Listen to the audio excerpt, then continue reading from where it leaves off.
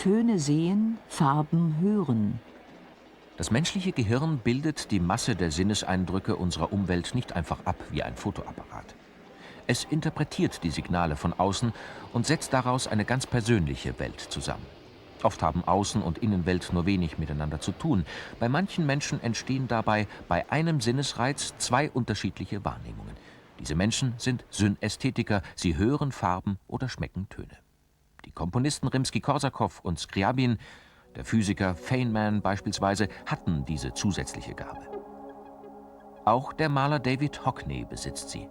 Sie beeinflusst sein künstlerisches Schaffen.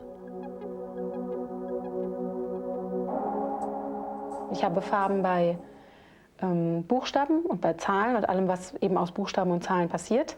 Ich rechne mit Farben, Worte, Namen, alles hat eine Farbe. Monate, Wochentage, das alles ist auch in einer bestimmten Struktur geordnet. Und das ist so der Teil, wo die Farbe immer automatisch kommt. Also meine Synästhesie heißt Farben hören. Das heißt, wenn ich einen Ton höre oder ein Geräusch höre, wird das automatisch mit einer Form und einer Farbe im inneren Auge verbunden.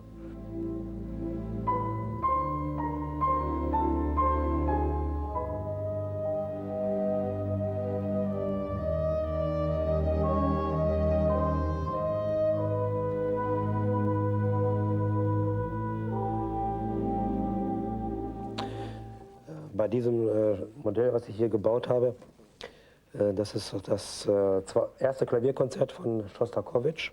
Und zwar aus einem Ausschnitt aus dem zweiten Satz, ein sehr langsamer Satz. Jetzt hört man also jetzt hier das Klavier, das ist diese rote Halbkugel.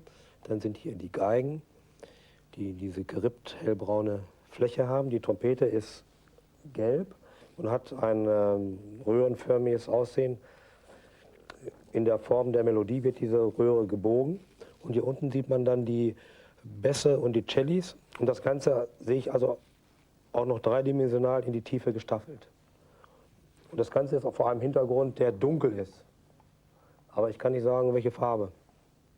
Synästhesie bedeutet wörtlich zusammen empfinden. An eine Wahrnehmung ist untrennbar eine zweite gekoppelt. Synästhetiker hören also nicht nur Musik und Geräusche, sondern empfinden zusätzlich Formen und Farben. Manche sehen nicht nur eine Zahl, sondern sie verbinden damit ständig dieselbe Farbe und Struktur. Synästhesie hat nichts mit Assoziation oder Einbildung zu tun. Sie ist eine zusätzliche Wahrnehmung der Wirklichkeit, die auf einer anderen Funktionsweise des Gehirns beruht. Die Wahrnehmungskanäle sind bei Synästhetikern offensichtlich nicht sauber voneinander getrennt. Um der Funktionsweise der Gehirne von Synästhetikern auf die Spur zu kommen, wurden an der Medizinischen Hochschule in Hannover die elektrischen Hirnströme der Synästhesieprobanden gemessen. Was wir sehen, ist einerseits, dass sowohl die Synästhesieprobanden als auch die Kontrollprobanden auf den Zielreiz, den sie hatten, sie mussten immer auf einen Buchstaben achten, eine Positivität hier hinten entwickeln, also etwa über dem Zentrum des Kopfes und hinten am Kopf. Den Unterschied zwischen beiden Probandengruppen sehen wir im vorderen Anteil über dem Frontallappen. Und zwar dahingehend, dass die Synästhesieprobanden dort negativer sind.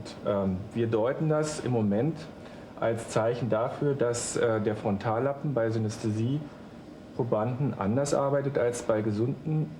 Möglicherweise spielen eben die Kontrollfunktionen, die der Frontallappen bei der Aufmerksamkeit spielt, eine Rolle, dass eben Synästhesieprobanden versuchen, unbewusst natürlich, diese störenden Eindrücke, die sie ständig erfahren, zu unterdrücken.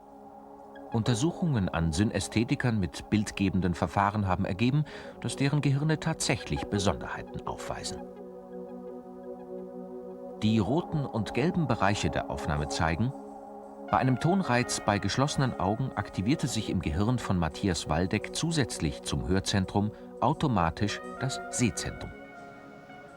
Der amerikanische Neurologe Richard Sajtovich geht davon aus, dass das Gehirn von Synästhetikern doppelt verdrahtet ist und dass an eine Wahrnehmung immer genau dieselbe zusätzliche Wahrnehmung gekoppelt ist. Ich bin mir ganz sicher, dass zumindest die Form, die Sajtovich und andere herauspräpariert haben, die sogenannte genuine Form mit dem fest verdrahteten Lexikon, dass die, und das zeigen unsere Messungen eindeutig, dass die eine neurobiologische Auffälligkeit hat. Die sind zumindest funktionell im Gehirn anders funktionierend. Also zum Beispiel Trompete ist gelb, Klarinette hat einen violetten Eindruck.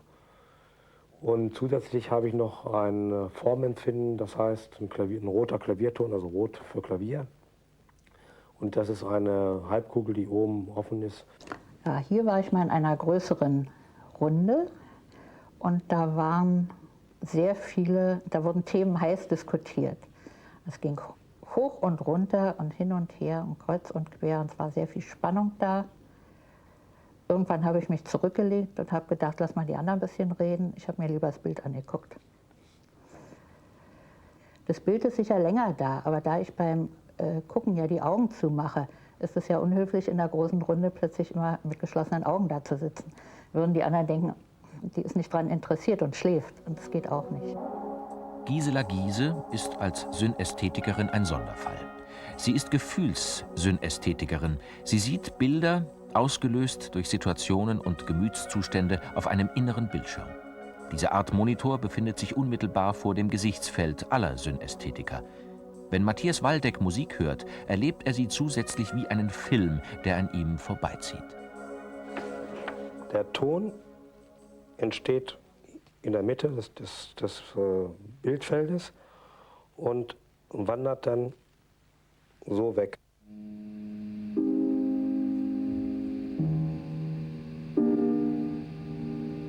Ich habe meistens immer 2, 3 Töne gleichzeitig, kann ich aufnehmen. Und dann, wenn eine neue Folge kommt, dann verschwindet das.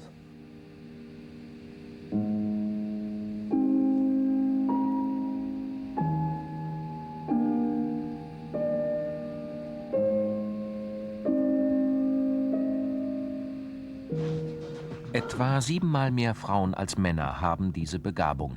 Einer von 500 Menschen ist Synästhetiker, die meisten sind Linkshänder. Vielen ist ihre synästhetische Begabung so selbstverständlich, dass sie ihnen erst spät bewusst wird. Viele scheuen sich, darüber zu reden, weil sie Angst haben, missverstanden oder ausgegrenzt zu werden. Wenn ich mit einem Synästhetiker rede, stoße ich sehr schnell an die Grenze des Unverständnisses. Und das ist für den Synästhetiker und die Synästhetikerin die leidvolle, häufig frühe Erfahrung: Ich kann mich nicht mitteilen. Was ich erlebe, darf ich nicht aussprechen. Ich werde für verrückt erklärt. Ich stoße an Grenzen der Kommunizierbarkeit. Menschen sagen, was ist denn das? Wieso ist dieser Tag violett? Wieso ist der Montag grün? Und das erzeugt Trauer, Einsamkeit, Angst, zurückgeworfen sein. Und damit erschließt sich eine Dimension des Subjektiven, nämlich der Mangel an Mitteilbarkeit. Also die Klassenkameraden, die haben mich für verrückt erklärt. Das war ein großer Schock, weil ich fühlte mich ja als völlig so in Gänsefüßchen normaler Mensch und musste plötzlich feststellen, das hat keiner, mich versteht keiner. Über das Verständnis dieser Sonderfälle des menschlichen Gehirns hoffen die Forscher, seine Funktionsweise zu verstehen. Wie entstehen Emotionen und Bewusstsein, Bedeutung und Subjektivität? Die Entschlüsselung des Phänomens Synästhesie ist also Grundlagenforschung. Das ist aufregend, das ist spannend, weil an dieser Stelle die Frage gestellt werden kann, wenn wir es hier verstehen, warum das Gehirn genau dies tut, was es tut, indem es an einer Stelle, wo wir kein Binding haben, ein Binding macht, zusammenbindet Farbe und Hören, Farbe und Form, Farbe und Bedeutung. Wenn wir verstehen, wie es das macht, dann verstehen wir es überhaupt. That's the point.